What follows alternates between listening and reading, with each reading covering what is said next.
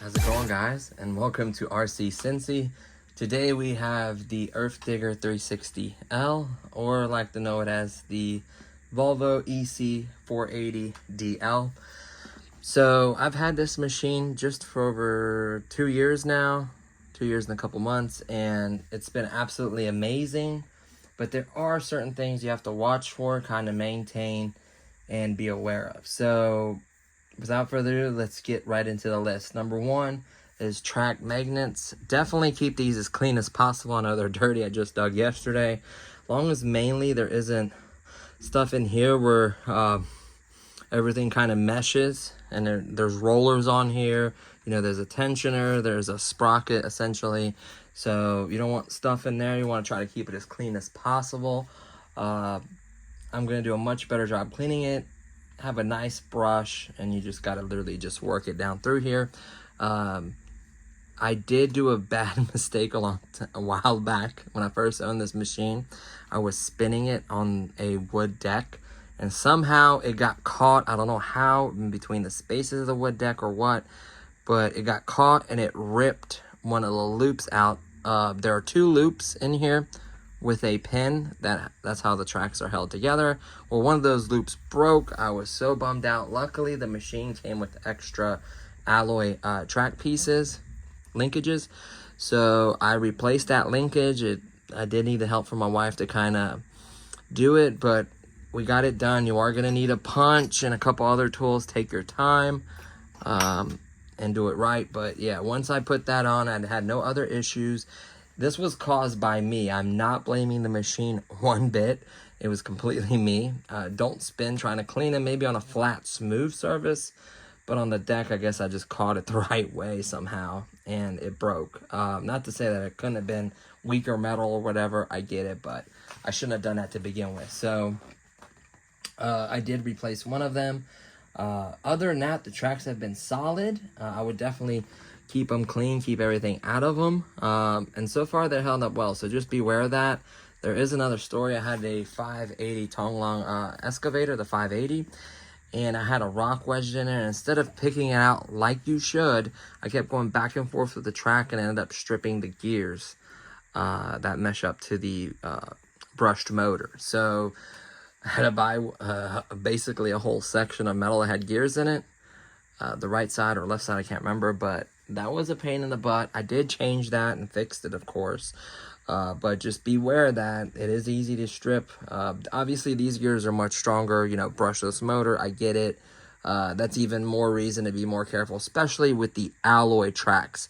Now, once you go to the steel, they're much more durable. They sound more realistic. I would love to do, but it's quite a bit more than the alloy tracks. Prices vary. I'm not going to give no prices because they vary. It constantly changes. There may be a sale, so if the time's right, it wouldn't be a bad upgrade to do. So beware of that. The second thing is I haven't had issues, but I guess people are picking it up from the doghouse instead of picking it up from the big metal support underneath there, right underneath that. I don't know why you wouldn't grab that. And there's been cases where the tops have literally separated from the bottoms. I don't know if they were faulty, they weren't assembled right, they got loose, or they were picked up incorrectly. Not 100% sure on that, but they have separated. I don't know if that was a older or newer version. There are a couple of versions. I have, I think, the newest one. So beware of that. I would be careful picking it up because it is very, very heavy. This top part is much heavier than the bottom part, in my opinion. Just because how big this arm is and everything else in there, it's very heavy. So just beware of that. There is some a little bit of slop or a little bit of play in it. I don't think it's the worst. When you dig, it isn't as bad as me just doing it now. But you be aware of that. There are modifications to tighten that up, which can be done. I'm not going to mess with mine. Honestly, I am fortunate enough to have a whole new brushless motor and turn motor assembly and the gears and everything with the pinion gear. So when I got mine, I had the bad habit of, I guess, kind of turning so I would dig and kind of turn at the same time. I kept putting a lot of pressure. I don't know if the gearbox is damaged or something happened, but it started making some noise. It was within, you know, a week or so of ownership. I reached out to them, and being the company that they are, I told them, hey, you know, I don't know if it got damaged in shipping or if it's, you know, whatever. And they were kind enough to stand behind their product, and I have it. It's in my tub, but it's a whole new turn motor with gearbox, everything. So it just brushless. It needs to just plug the pins in, put a couple bolts to bolt it to the doghouse, and then has a new pinion gear on it, and it's ready to go. So I'm very blessed. This one's solid. It hasn't given me any issues. I think it makes a little bit more noise than usual. I have put lube in it. And I have torn it apart and looked in it, and I really didn't see anything. I don't know why it's so much louder. So I just cleaned it real well, put more lube in it, and it's been rock solid. Just typically makes a little more noise than usual, which I am fine with because the pump's so loud anyways, right? So that's something to be aware of. I know a lot of guys will turn as they're digging, kind of turn, or try to push too much and put too much force. Those pinion, the shaft that holds the pinion gear has broken off. Just because these metals, these Chinese metals, I'm sorry, don't take offense by it, but I feel like I call it popcorn metal. They're not as strong as some metals out there. I'm just going to be 100% honest with you guys. They're durable enough for these, usually for these applications, but I've seen stuff like that break. So just be aware of that. So that could be an issue, but like I said, I'm good there. Leaks, that's just leaks, and checking it and checking fluid level is a must in these. I would always look for leaks everywhere, seals, you know, you name it, lines, everything. I definitely would check it from head to toe. I would take this lid off the doghouse every once in a while just to get a good look in there. I admire their work. They put 3 ESCs across here. Then they have this little power distribution block, then the bigger ESC for the motor. Then you start to see the receiver over there. Then you have the distribution block with all the hoses and everything. The turn motor and the turn motor gear and housing. And then over there you have a big, giant brushless motor. Is absolutely massive. Of course, the oil tank with a breather on it. And then, of course, the pressure relief, and then the other one that adjusts the pressure, and of course a gauge as well. So they did a great job of wiring and running everything very neat, very clean. You can see how dry and clean mine is. Like I said, it's never had a leak that was caused by it. I did create a leak. That's why I want to kind of make this video as well, is if you take this deck and try to turn it and kind of set it on the side there, I guess from constantly taking it off and then turning it or whatever, it loosened one of these fittings and it leaked. Not because they didn't do a good job, it leaked because of me moving it. So, of course, I tightened it back up. I put Loctite thread, hydraulic thread sealer. So I put some of that on there as well, and then I tightened it all up, and of course, no leaks, no nothing. Now I just use like a screwdriver or something and prop it up. If I need to do more of that, you can remove the lines and stuff. I just didn't want to break those if not necessary. Don't break them, trust me. If there's a way to not do it, I would avoid from doing it. I feel like they chose good components. The servos are big and strong. I'm just impressed overall with its performance and its capabilities. Metal, everything, by the way. Everything is metal. Now, everything being metal, stuff can get loose. So far, I found nothing loose on the doghouse.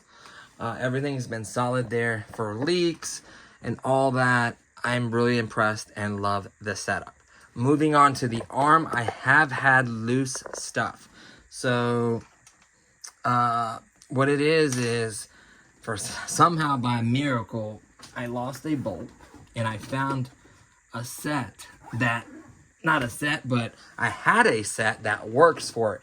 You would not believe this. So the arm, Uses quite a bit of bolts or whatever. I'm going to show you the one now that there was 2 or 3 other loose ones, but there was one completely missing.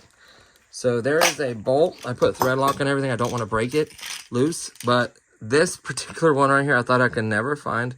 Like, who has this laying around? I guess it's an RC set. This is the number right here. This the brand, 600 piece RC screw set from Amazon. It has tons of amazing screws. This right here is for the arm on the other side. So there's a pin, and then this screw goes on this side, keeps the pin from coming out. It like threads into something where it keeps it from coming out. The pin was in there, but this was missing. So I had a lot of slop in the arm. Hopefully you may notice that in the dig video. I was broken hard. I thought I could never find anything like this. I'm looking through my stuff and I immediately noticed the way this looks. Because if you look on this other bolt, it looks exactly like this one, just the front of it. So I'm like, okay, well, there's a few sizes. This one ended up being long enough to thread in and tighten, of course. And the looks, the color, everything was spot on. Of course, I put some blue Loctite on that. You also want to check this right here. This was extremely, it's supposed to have just a little bit of play because it's supposed to have a little bit of movement. But this screw was loose tight. This is the Allen key size you need. Same size as the other ones. And I backed all these out and I put thread lock on this one. Put one on this cylinder. Put one on this joint. Put one on that joint. I also need to do, oh, not this one because it has that bolt. So basically everywhere like that, I would recommend checking and putting thread lock. 1, 2, 3, 4 places. I would hands down unscrew them, put a little thread lock on them, and screw them back in. One at a time. You don't have to disassemble or anything, but please do that. I'm telling you, this one came out of this side. I'll quickly, let me take it off the stand and show you what it looks like from that side. So you can see, like, this screw looks like this. See that? That looks just like this one. I cannot believe I found this set. That one was in. All the other ones were in, but this one was completely missing right there. It was gone. And there was still a pin in there, so the arm would just be loose, but it'd still have a pin, so it's still able to dig and everything. I lost it. I was so sad. I thought it was going to take weeks and weeks to get the new screw or whatever. And sure enough, this set right here, look it up, guys, on Amazon. I'll try to find a link for it. It's the exact one I needed. I was blown away. And I think I even have these little ones that go on the doghouse. See the way they look? So it has tons of screws in here. It even has some body clips for some nitro stuff. Has some pins. It has some rubber stuff. All kinds of different sizes, clips. Look at all these different sizes and stuff. I think these are the ones. I have some little ones that go. They can go. They're a little bit longer. I think they'll be fine. But yeah, like, it's amazing. So, and then, I don't remember the set being that much. Maybe under 20, maybe less. But yeah, so just this one screw made it worth buying this whole set. So, like I said, lucky. Lucky is what that is. So just beware of that. I would literally, even if they're not like coming off yet, I would undo them and put thread lock on them. Anything that goes in the metal on this machine, I would personally thread lock with blue. You know, the doghouse ones, I don't think they're as important. I've never seen one of these loose. Maybe just the arm because it has so much movement and force going through it. And it can't get itself in binds, I guess. Maybe that's the cause of them getting loose. But other than that, everything else seems to be tight. I've literally checked. I move in and kind of check everything. I look underneath everything. You know, make sure there's no leaks or anything. I did check the fluid. The best way to check fluid in this, I'm just going to be 100% honest with you. I wouldn't even bother on doing this bolt. I would just literally pop off the lid. It's just a lid like this. It does have a rubber O-ring on there. You can see the fluid level and then what the fluid looks like. Then I would take like something, paper, Q-tip or something, dip it in there and just see, or give a couple, suck up a couple drops and just see how dirty your fluid is. Make sure you line this up correctly so the lid can close. And then you kind of press it, kind of pops on there nice and snug and tight. It does have the breather on there. Nice size. Mine has never leaked fluid besides that little thing I made, which I checked it. I keep it on the full side. You do want to be able to allow every cylinder to go all the way in and not overfill, which I've done. Mine's like as full as it can be without it being any issues. So I like to have plenty of fluid in there. Of course, I run the Super S AW32. I do have the quick detach, which I absolutely love. The fact that you could just bump it one time, it unlocks, drop it, and as you're hooking to the other one, if you press down and angle it right, you can actually lock it without having to pull on the quick detach. So I love that. The Scar or the Ripper is an absolute must, hence why I 3D printed one for my 336. Just keeping it clean. I know mine isn't perfect. There are scratches from, you know, digging and rubbing the back end on something. Or, you know, I've broken off the mirrors so many times. I feel like these should pop off when you're moving this excavator because they're easy to break. Like most of it is metal, but then the clips are plastic. Hence, there's so much metal on this. And I would pop off both of them beforehand, moving it, and then pop them on when you're done moving it. They just keep you from knocking them off or breaking them. Of course, the door opens. You have room to put the advanced instrument panel on that side, like the light up one, the one that's got like voltages, all kinds of cool stuff. You get like the fully tricked out interiors you could just push and put into here because this is 1/14 scale. You know, metal, everything is just metal. Plenty of ventilation. I've not had any issues or anything with overheating. It's just been a solid digging machine. I did videos where I lifted up, I think, 4 or 5 jugs of water. I mean, it's just a monster. I mean, the specs, I forget. It can lift like 154 pounds, supposedly, 154 pounds of lifting force, 30 pounds per square inch digging or something crazy like that. It weighs 60 pounds. I would have went with a bigger battery than what I have. This is a 7200. I would have went with the 8200. Had I known it would have fitted. Of course, XT60. Hard case for durability. It's just been a monster. So as long as you look out for these things and just check on this and make sure you're not leaking or losing fluid or you're missing bolts and stuff. As long as you're not doing anything stupid like trying to twist on stuff. I don't know. Everything that's ever happened is kind of because of me. Like the leak from that was because of me, and then the track breaking was because of me. Otherwise, it's been solid besides the screws coming loose, which can happen. And then the thread lock will remedy that. So now that I did that, I shouldn't have to worry about anything like that. So I'm really happy with it. I would hands down recommend it. It's not cheap. I think there's still $2,700. Then you have a $400 shipping fee. Then you have $250 for taxes. And then once you get it here, DHL, that they do ship through, will hit you, not DHL itself, but customs will hit you anywhere from, I think it was like basically $50, like $48 or $47. So basically another $50. I think all in was like $3,400, something like that, maybe just shy of 34. So they're not cheap. If you want one of these, I would just take care of it and enjoy it. It's not going to be a shelf queen. You can see the dirt and the mud on mine. I'm going to have fun with it. I know a lot of guys will only run it in topsoil. I don't get that. I get not killing it on roots and crazy stuff. You do have a ripper. Maybe somewhat till it a little bit. Make sure there's nothing crazy in there. And then just have at it, hogging it out, you know. Maybe having a nice loading site or construction site with it. It's just a beautiful machine, and it has so much power, and I just love to run this machine. I have no complaints.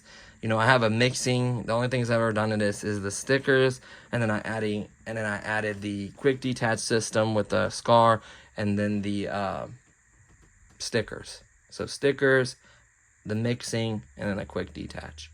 So very minimal work done to it. I would like to get lights and sound eventually. And then something to pull it. The trucks that I saw that need to pull this are very, very expensive. The trailer alone, I think, is like over $1,000 or something. Maybe it's come down in price. I know they've come down a little bit. Maybe I can get one for like $800 or something. And then a truck would be, I don't know, maybe $2,000. I mean, it's ridiculous, but I guess you got to pay to play, I guess. The bulldozer would be amazing to have. I was really eyeballing the bulldozer. I'll figure out how to have more fun with the excavator. I know they have tons of other ones. I would love a 1/14 scale dump truck. I have a lot for my 1/16 scale construction site For the 336, I got the Western Star. I got the 1/16 scale brooder guys with all the construction equipment, tools, fencing, brick, rocks. I mean, all the scale detailed stuff you could ever name. Signs, everything. And that would be cool. You know, there are 2 different sizes, but I'm really leaning towards the 1/14 scale stuff, so that means I'll have to buy all that stuff again or something different, you know. So yeah, I really love it. You can't go wrong either way. I'm gonna do a separate video on the 336, but I feel like this has just been amazing. I have no regrets. I would buy it again. I'd recommend it. Be on the lookout. They do have the deals though. Sometimes they'll include like attachments or lights or free shipping or something like that. That adds up to a few $100s. So definitely would be interested in something like that if you're gonna get one. I want to see if I could maybe eventually get a dump truck, a hydraulic dump truck, a 1/14 scale, of course, would be amazing. I almost want the bulldozer first before the dump truck, just because it's a mining site. Like, I wouldn't mind just piling it up and pushing it up and maybe using the Western Star. I don't know. I know it's a smaller truck, or maybe finding something like that. But yeah, we won't know yet. But I definitely, I'm going to throw it out there. I definitely want to start on the brooder conversion. I know I was supposed to start on a while back. It just got super crazy and busy. And now that I'm kind of starting to get my room somewhat under control, because I just have so much stuff in here. It's just the space I'm having issues with. I'm going to need the space to build on it. And once I put the excavator back there, because I don't have room on my shelf, and my airplane goes next to it, there's no room on this on this table. So I got to figure something out. I gotta be able, I have the printer, I have the electronics, you know, I have the base model to begin with. I just need to follow through and actually build it. I think it would be amazing. And it would be 1/16 scale, so it would go with all that other construction stuff I have. So that would be cool, because I do love bulldozers. I love, you know, all of them, track loaders, everything are just amazing. You can't go wrong, honestly. But so yeah, I just love talking about construction stuff. So there it is, guys. That's pretty much everything and a little extra for the earthdigger. Hopefully you enjoyed this video. They do have tons of stuff. They do have parts. And don't worry, if something breaks on this, reach out to them. Of course, you'll have to reach the RC 4-wheel drive. They'll reach the JDM. And then they'll send the parts to RC 4-wheel drives, and they'll send it to you. So you can get every part for this. I do have a couple extras. I'm very fortunate with the turn motor and housing and the gears. Very fortunate with that deal, because I think that would be the only thing I'd probably break on this. Yeah, fortunate there. Just, you know, be a little patient. I know it sucks, but you can get everything for it. It should be pretty durable. Like I said, without me, you know, causing the leak or breaking the track, and a bolt getting loose, which is understandable, put a little thread lock on it. There you have it. Like, otherwise, I've dug a lot with this. And in undisturbed dirt. I didn't baby this at all.